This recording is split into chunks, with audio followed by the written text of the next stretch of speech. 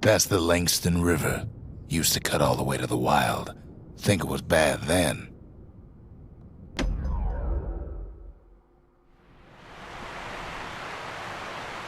The Langston River flowed free and wild till the calamity drank it all up. Maybe all that water just grew wings and flew off.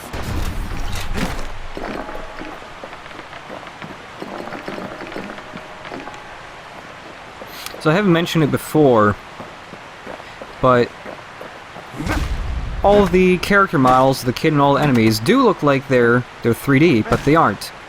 They're actually doing it the old method, which is to pre-render all the animations and then just turn them into sprites. Oh.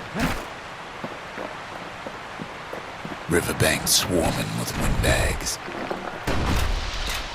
They're so bent on finding the core, they hardly notice the kid. Lucky for him, a certain famous ferry barge is still afloat.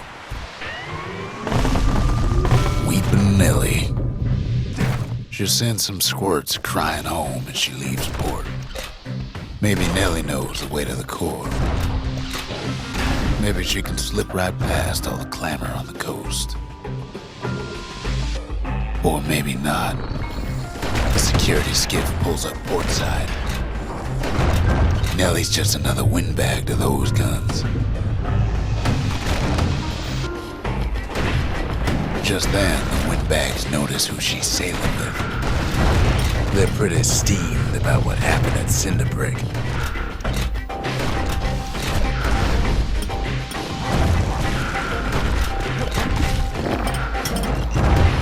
They try to cut her off.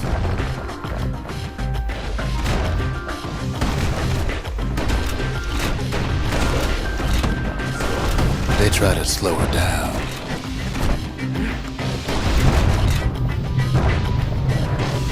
They try to knock her out.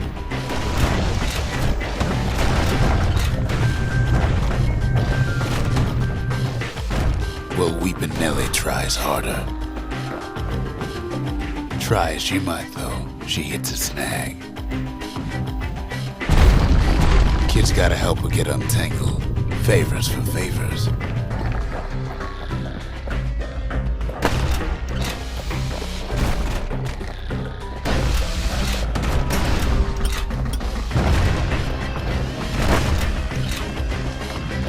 At least she picked a good spot for a break, 'cause the core's right there. So there's no new weapon here, but they do throw an arsenal at you. This is because the game is just about to introduce a new enemy type that's kind of annoying, and I think they knew it. I think they knew that you probably would want to switch over to the shotgun at this point. Because, let me tell you, these guys can be pretty annoying. Also, some new secret skills. Let's go with Scrap Salvo.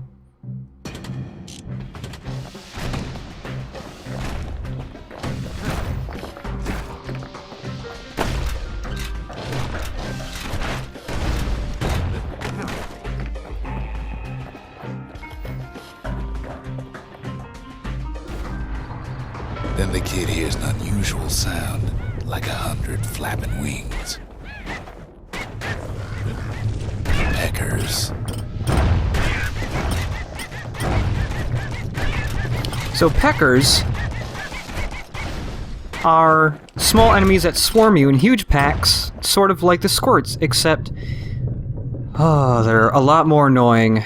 Because once they see you, they start pecking, and they don't stop pecking, and they don't go away. They've been watching his every move. They had their own eyes on the core. But why?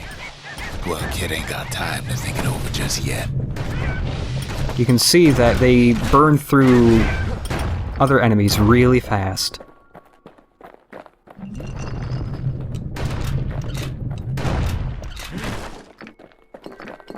He finds Weepin' Nellie raring to go.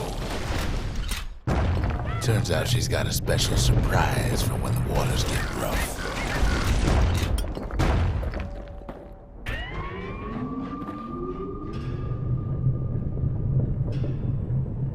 She's gonna need a little help with all them peckers. Traffic things think they're king of the roost now. The rest of us only wish we could fly in times like these. So Peckers aren't too bad with only a couple idols on, but when you're doing an all 10 idol run, these become the hardest enemies in the game that can kill you the fastest. It's the worst.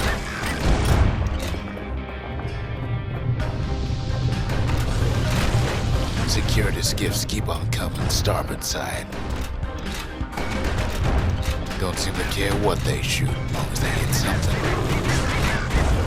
He takes a hard hit, but he ain't finished. Also, yeah, like I said, they can burn through health really fast.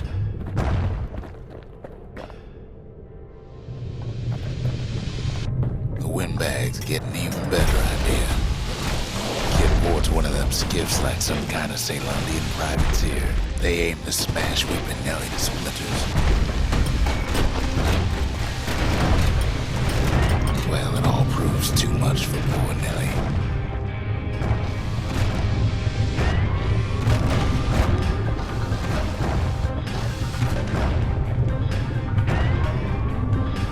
She's just gotta make one last stop. With her last breath, Nelly gets the kid to solid ground. Solid ground in Pecker country. Seems the calamity ain't hurt the Peckers' appetites. They want that core real bad. Kid shoos them off. Knowing they'll be back. Know how many times Kid nearly fell off the barge back there? A good couple of times. So there is a more badass quote for if you don't actually fall off ever, but I kind of like it more when you actually fall off. But yes, the reason why Peckers are the worst, aside from the other things I've said, is even when you're guarding, you get a huge amount of Peckers around you. Some of them will be so close to you that they're actually a little bit behind your shield's hitbox, and so that even when you're guarding, you'll still start taking damage. Ugh. There are also other different types of Peckers. I killed 2 large ones earlier. They don't peck at you repeatedly, they just charge at you. They're a lot easier to deal with. Now, listen close. You should remember this next part.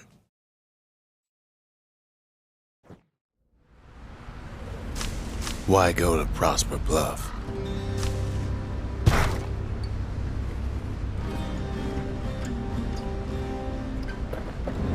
Used to take an enterprising man or a plain old fool to venture out that far.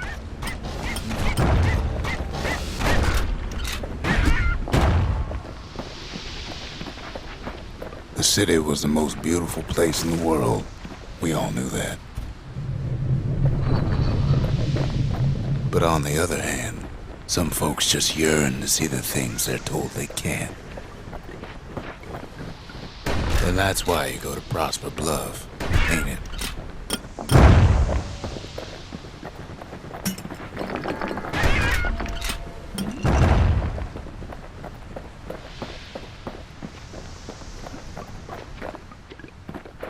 There, the kid hears something he ain't heard in a long while.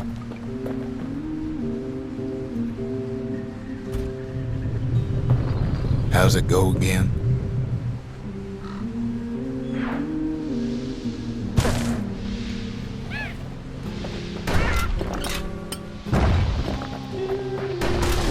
Yeah, that's the one.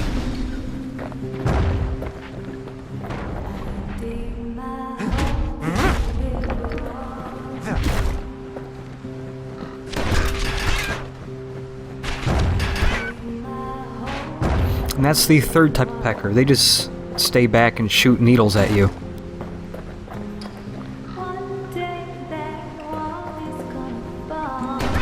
Oh, one other note. I have that uppercut upgrade. Only when you have the uppercut upgrade equipped, certain objects like these gates will actually jiggle a little bit when you hit them with it.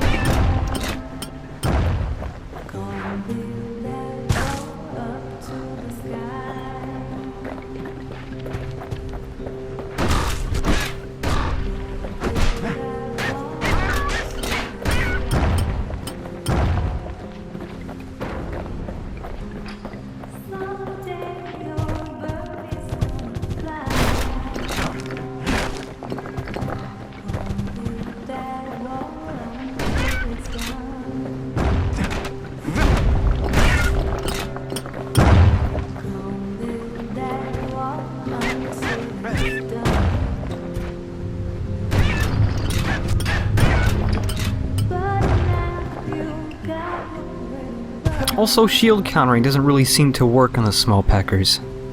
Also, the timing's pretty much impossible. If you actually counter a pecker, it's just because you did it by accident.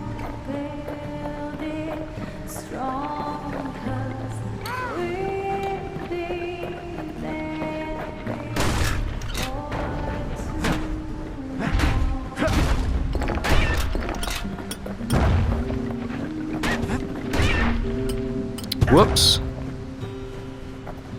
Let's try that again.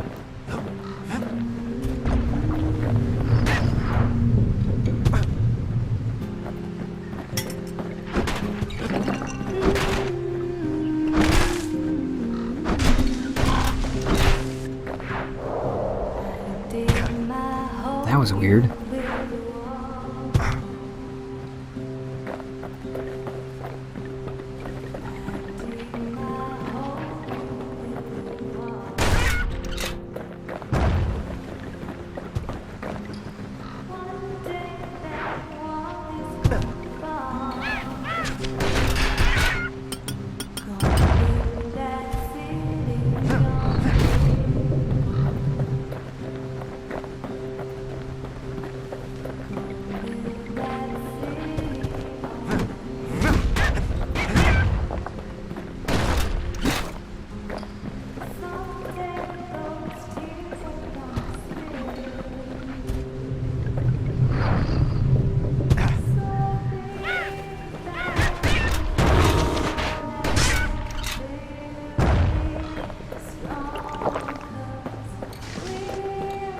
Well, no point explaining what happens next, right?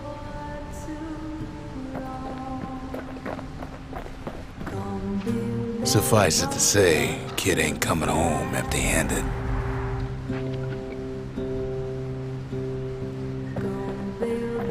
And besides, it's like the song goes. Someday your bird is gonna fly. Gonna build that wall until it's done. They'll be here before too long.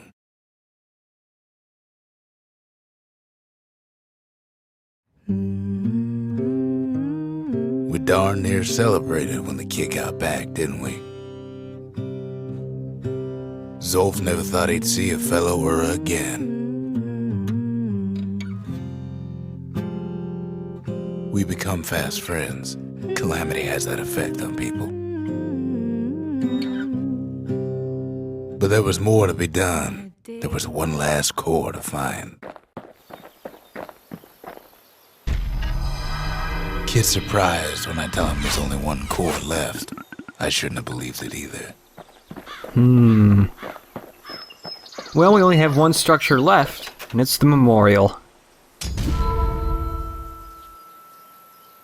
The memorial is a place contains all the game's vigils, which are just little mini achievements, and completing them gets you extra money. The memorial. Here, kid can pay respect to the old world and earn it in kind. And, well, we automatically get one just for building it. The valediction. Just another one of my sketches. Nothing more. I've also got one for getting first prize on 7 proving grounds, which it gets us $5,000. Getting 15 mementos, 20 secret skills, making 13,000 chunks of land reappear in the levels, killing 15 different species of enemies, several achievements for being good with weapons. Words can't express what happened, but they're all I got. Now, we've got a new survivor here. Her name is Zia. Most of the Ura never got a taste of Caelandia's fine goods, unless they were born and raised in the city like Zia here. Sure, the world's all gone to pieces farther than the eye can see, but leave it to this gal to point out the amazing view. Girl tried to run away from home one time, but the marshals stopped that, didn't they? So many secrets in there, and she can't even read it. Her father's own journal.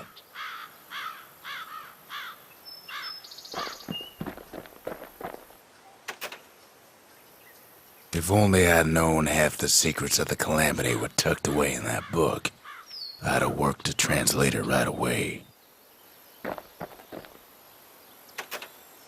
A scientific journal written in Zolf's native tongue. He learned so much from it. Too much.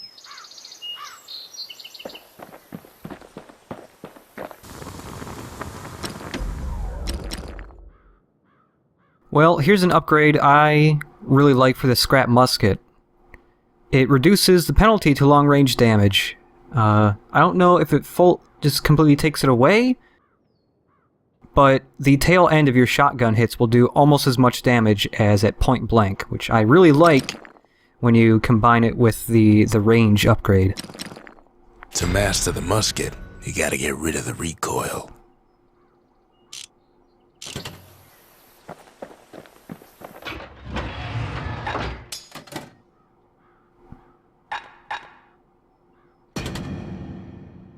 A bow ain't much good in a crowd, but a musket sure is.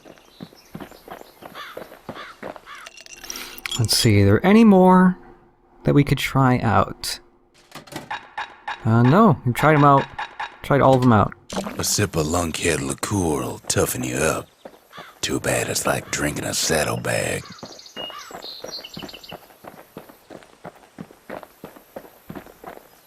We tracked the final core beyond the city to the wilds. Well, next time we'll finally get the game's last core. See you then.